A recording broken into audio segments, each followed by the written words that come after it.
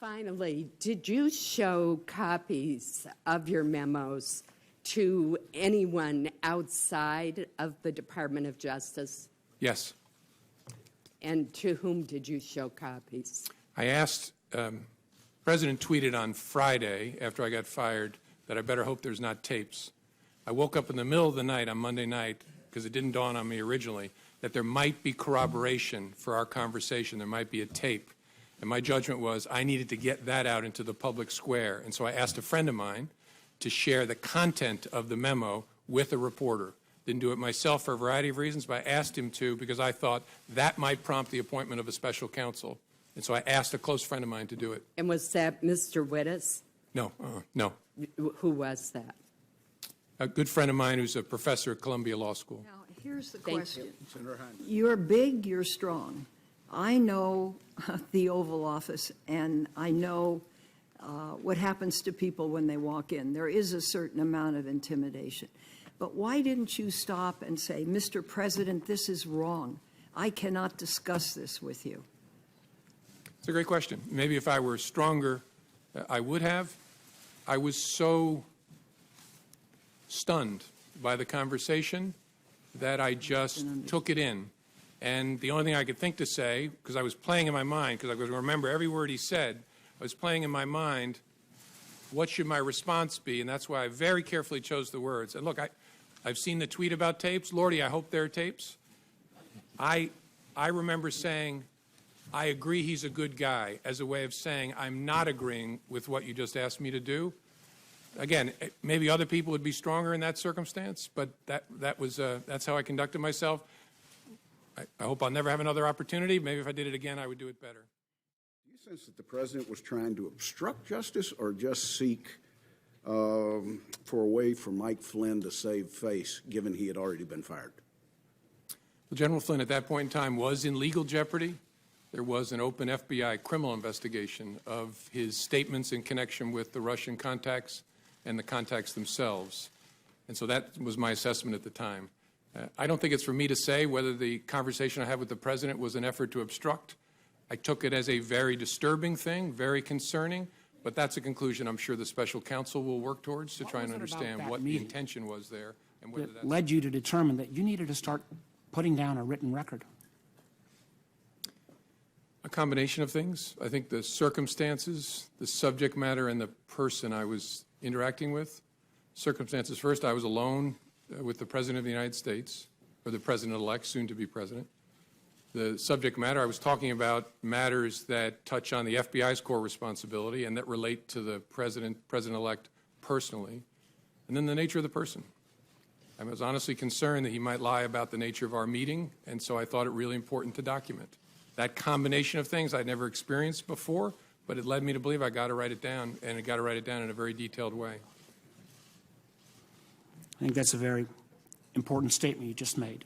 And my understanding is that then, again, unlike your dealings with presidents of either parties in your past experience, in every subsequent meeting or conversation with this president, you created a written record. Did you feel that you needed to create this written record of these memos because they might need to be relied on at some future date? Sure. I created records after conversations, and I think I did it after each of our 9 conversations. If I didn't, I did it for nearly all of them, especially the ones that were substantive. I knew that there might come a day when I would need a record of what had happened, not just to defend myself, but to defend the FBI and our integrity as an institution and the independence of our investigative function. That's what made this so difficult, is it was a combination of circumstances, subject matter, and the particular person. And so in all your experience, this was the only president that you felt like in every meeting you needed to document, because at some point, using your words, he might put out a non-truthful representation of that meeting. Now, that's right, Senator. And I, as I said in my written testimony, as FBI director, I interacted with President Obama, and I spoke only twice in 3 years and didn't document it. When I was Deputy Attorney General, I had one-on-one meeting with President Bush about a very important and difficult national security matter. I didn't write a memo documenting that conversation either. Sent a quick email to my staff to let them know there was something going on. But I didn't feel with President Bush the need to document it in that way. Again, because the combination of those factors just wasn't present with either President Bush or President Obama. I think that is very significant. I think others will probably question that. Now, Or coordination with Russians. Sure. So there could be something that just fits a criminal aspect to this that doesn't have anything to do with the 2016 election cycle.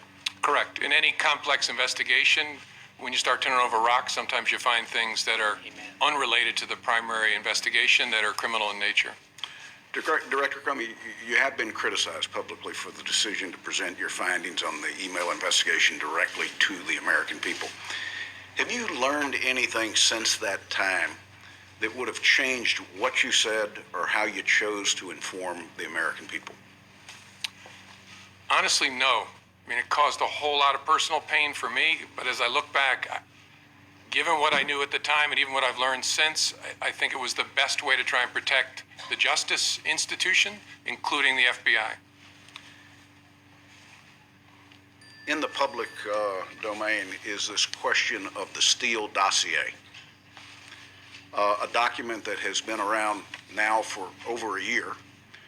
I'm not sure when the FBI first took possession of it, but the media had it before you had it, and we had it.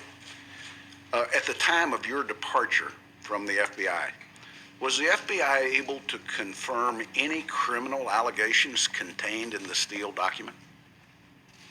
Mr. Chairman, I don't think that's a question I can answer in an open setting because it goes into the details of the investigation.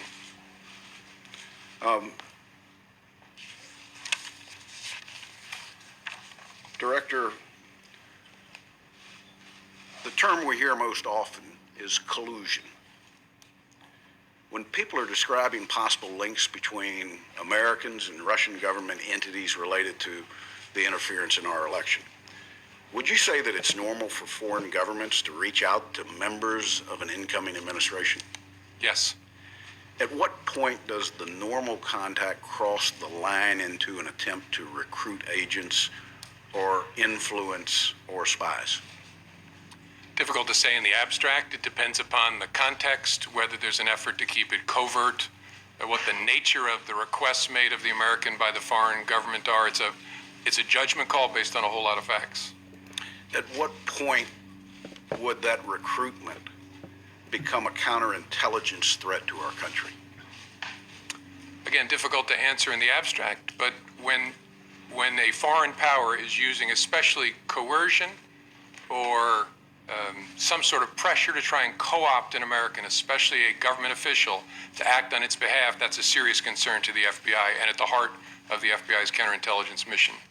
So if you've got a 36-page document of specific claims that are out there, the FBI would have to, for counterintelligence reasons, try to verify anything that might be claimed in there. One, and probably first and foremost, is the counterintelligence concerns that we have about blackmail. Would that be an accurate statement? Yes. If the FBI receives a credible allegation that there is some effort to co-opt, coerce, direct, employ covertly an American on behalf of the foreign power, that's the basis on which a counterintelligence investigation is opened. And when you read the dossier, what was your reaction, given that it was 100% directed at the president-elect? Not a question I can answer in an open setting, Mr. Chairman. Okay. When did you become aware of the cyber intrusion? The first there's all kinds of cyber intrusions going on all the time. The first Russia-connected cyber intrusion I became aware of in the late summer of 2015. And in that time frame, there were more than the DNC and the DCCC that were targets. Correct. There was a massive effort to target government and non-governmental, near-governmental agencies like nonprofits. What would be the estimate of how many entities out there the Russians specifically targeted in that time frame? It's hundreds. I suppose it could be more than 1,000, but it's at least hundreds. When did you become aware that data had been exfiltrated? I'm not sure exactly. I think either late 15 or early 16. And did you, the director of the FBI, have conversations with the last administration about the risk that this posed? Yes. And share with us, if you will, what actions they took. Well, the FBI had already undertaken an effort to notify all the victims, and that's what we consider the entities that were attacked as part of this massive spearphishing campaign. And so we notified them in an effort to disrupt what might be ongoing. And then there was a series of continuing with entities through the rest of 15 into 16. And then throughout 16, the administration was trying to decide how to respond to the intrusion activity that it saw. And the FBI, in this case, unlike other cases that you might investigate, did you ever have access to the actual hardware that was hacked, or did you have to rely on a third party to provide you the data that they had collected? In the case of the DNC, and I believe the DCCC, but I'm sure the DNC, we did not have access to the devices themselves. We got relevant forensic information from a private party, a high-class entity that had done the work, but we didn't get direct access. But no content. Correct. Isn't content an important part of the forensics from a counterintelligence standpoint? It is, although what was briefed to me by my folks, the people who were my folks at the time, is that they had gotten the information from the private party that they needed to understand the intrusion by the spring of 2016. Let me go back, if I can, very briefly, to the decision to publicly go out with your results on the email. Was your decision influenced by the Attorney General's tarmac meeting with the former President Bill Clinton? Yes, in a ultimately conclusive way. That was the thing that capped it for me, that I had to do something separately to protect the credibility of the investigation, which meant both the FBI and the Justice Department. Were there other things that contributed to that that you can describe in an open session? There were other things that contributed to that. One significant item I can't. I know the committee's been briefed on. There's been some public accounts of it, which are nonsense, but I understand the committee's been briefed on the classified facts. Probably the only other consideration that I guess I can talk about in an open setting is that at one point the Attorney General had directed me not to call it an investigation, but instead to call it a matter, which confused me and concerned me. But that was one of the bricks in the load that led me to conclude I have to step away from the department if we're to close this case credibly. Director, my last question. You're not only a seasoned prosecutor, you've led the FBI for years. You understand the investigative process. You've worked with this committee closely, and we're grateful to you because I think we've mutually built trust in what your organization does and what we do. Is there any doubt in your mind that this committee can carry out its oversight role in the 2016 Russian involvement in the elections in parallel with the now special counsel that's been set up? No, no doubt. It can be done. It requires lots of conversations, but Bob Mueller is one of this country's great, great pros, and I'm sure you all will be able to work it out with him to run it in parallel. I want to thank you once again. I want to turn to the Vice Chairman. Thank you, Mr. Chairman. And again, Director Comey, thank you for your service. And your comments to your FBI family, I know were heartfelt. Know that even though there are some in the administration who've tried to smear your reputation, you had Acting Director McCabe in public testimony a few weeks back and in public testimony yesterday reaffirm that the vast majority of the FBI community had great trust in your leadership and obviously trust in your integrity. I want to go through a number of the meetings that you referenced in your testimony. And let's start with the January 6th meeting in Trump Tower, where you went up with a series of officials to brief the president-elect on the Russia investigation. My understanding is you remained afterwards to brief him on, again, quote, some personally sensitive aspects of the information you relayed. Now, you said after that briefing, you felt compelled to document that conversation that You actually started documenting it as soon as you got into the car. Now, you've had extensive experience at the Department of Justice and at the FBI. You've worked under presidents of both parties. What was it about that meeting that led you to determine that you needed to start putting down a written record? A combination of things. I think the circumstances, the subject matter, and the person I was interacting with. Circumstances first, I was alone with the President of the United States, or the President-elect, soon to be President.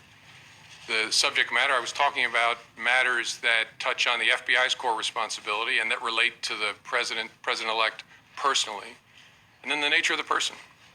I was honestly concerned that he might lie about the nature of our meeting, and so I thought it really important to document. That combination of things I'd never experienced before, but it led me to believe I got to write it down, and I got to write it down in a very detailed way. I think that's a very important statement you just made. And my understanding is that then, again, unlike your dealings with presidents of either parties in your past experience, in every subsequent meeting or conversation with this president, you created a written record. Did you feel that you needed to create this written record of these memos because they might need to be relied on at some future date? Sure. I created records after conversations, and I think I did it after each of our 9 conversations. If I didn't, I did it for nearly all of them, especially the ones that were substantive. I knew that there might come a day when I would need a record of what had happened, not just to defend myself, but to defend the FBI and our integrity as an institution and the independence of our investigative function. That's what made this so difficult, is it was a combination of circumstances, subject matter, and the particular person. And so in all your experience, this was the only president that you felt like in every meeting you needed to document, because at some point, using your words, he might put out a non-truthful representation of that meeting. Now, That's right, Senator. And I, as I said in my written testimony, as FBI director, I interacted with President Obama, and I spoke only twice in 3 years and didn't document it. When I was Deputy Attorney General, I had one-on-one meeting with President Bush about a very important and difficult national security matter. I didn't write a memo documenting that conversation.